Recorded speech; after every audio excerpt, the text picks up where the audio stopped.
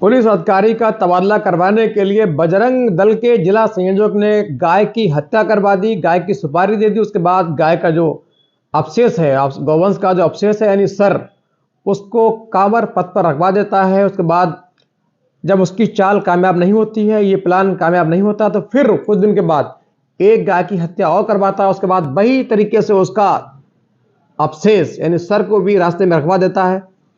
उसके बाद लगातार अपने कार्यकर्ताओं के साथ पुलिस के खिलाफ धरना प्रदर्शन करता है कि पुलिस ध्यान नहीं दे रही है, गौकसी बढ़ रही है। लेकिन पुलिस जब अच्छी तरीके से ईमानदारी से पड़ताल करती है तो जो धरना करवा रहा होता है वही हत्या, गाय जो गौ हत्या है, गाय का कत्ल है, उसके इल्जाम में गिरफ्तार किया जाता है। जब ये घटना समाज में आती है तो सबके हक के सबके रोंगटे खड़े हो जाते हैं। नमस्कार, मैं हूं शकील कादरी। दरअसल ये पूरा मामला है यूपी के मुरादाबाद का है, जहां पे थाना है छलजैट।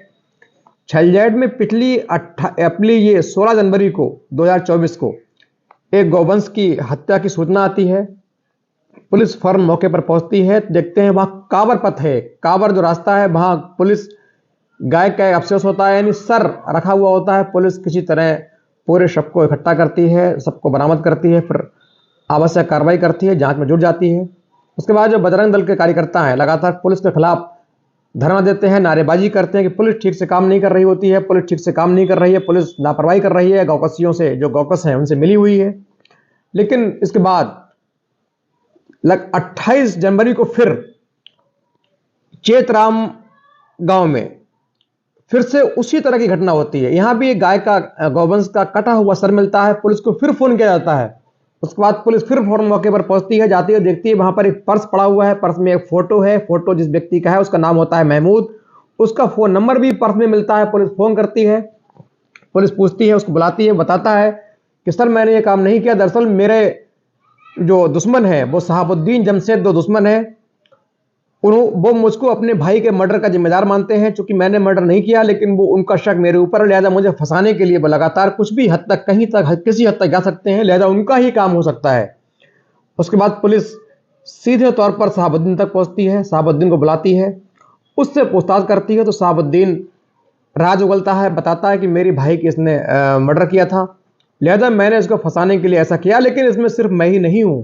उसके बाद जो वो नाम लेता है तो पुलिस अधिकारी की भी होश उड़ जाते हैं। दरअसल वो कहता है कि जो करवाने वाला मैं नहीं हूं, इस कांड को करवाने वाला बाकायदा बजरंग दल का जिला संयोजक मोनू बिश्नोई है।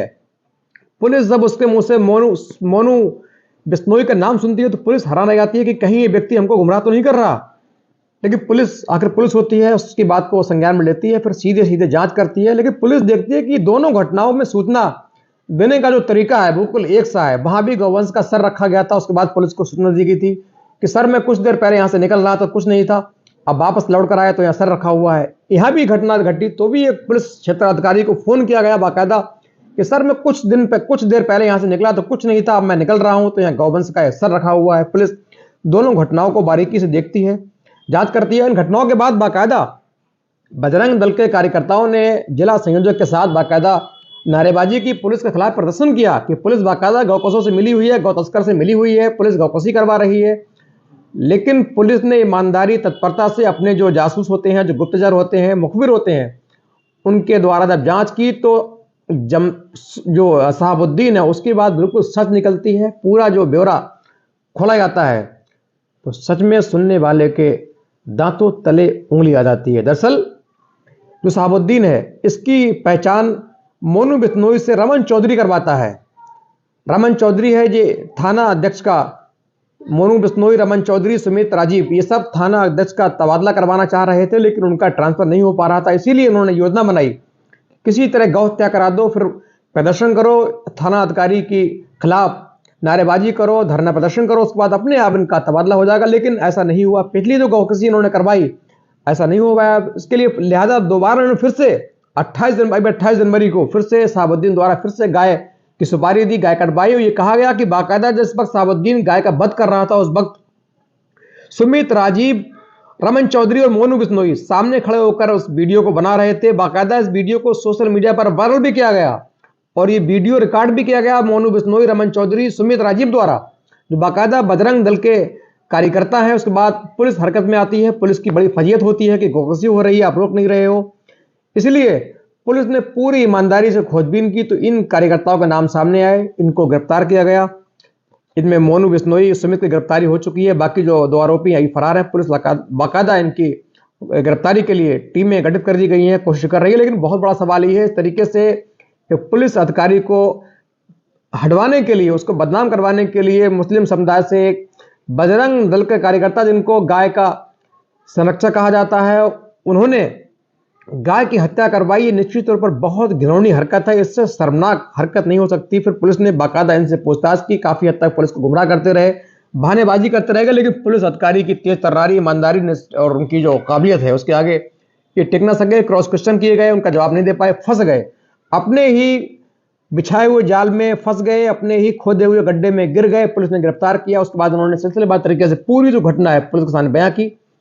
इस घटना को जिसने भी सुना उसके होश उड़ गए, दांतों तले उंगली दबाने को मजबूर हो गए कि बाकायदा क्या कोई बजरंग दल का कार्यकर्ता, हिंदू समाज का व्यक्ति ये भी कर सकता है, जो गांव को अपनी माता का दर्जा देते हैं, माता के समान मानते हैं, उसकी हत्या करवा सकते हैं मुस्लिम व्यक्ति द्वारा। बाकायदा जब उसका वध हो रहा होता है तो उनको बचाना चाहिए था, लेकिन वध होने का बाकायदा वीडियो अपने मोबाइल में रिकॉर्ड कर रहे थे, जिससे बाद में वायरल कर सकें और पुलिस अधिकारी को बदनाम कर सकें, जिससे उनका आसानी से तबादला हो जाए। लेकिन पुलिस की सख्ती, ईमानदारी और फुर्ती के आगे इन लोगों की जो घिनौनी हरकत है, नापाक हरकत है, वो चल ना पाई, काम ना कर पाई। इनकी जो योजना है सफल ना हो पाई। बाकायदा पकड़े गए और गौवंश की हत्या के आरोप में सीधे सीधे जेल भेजे गए।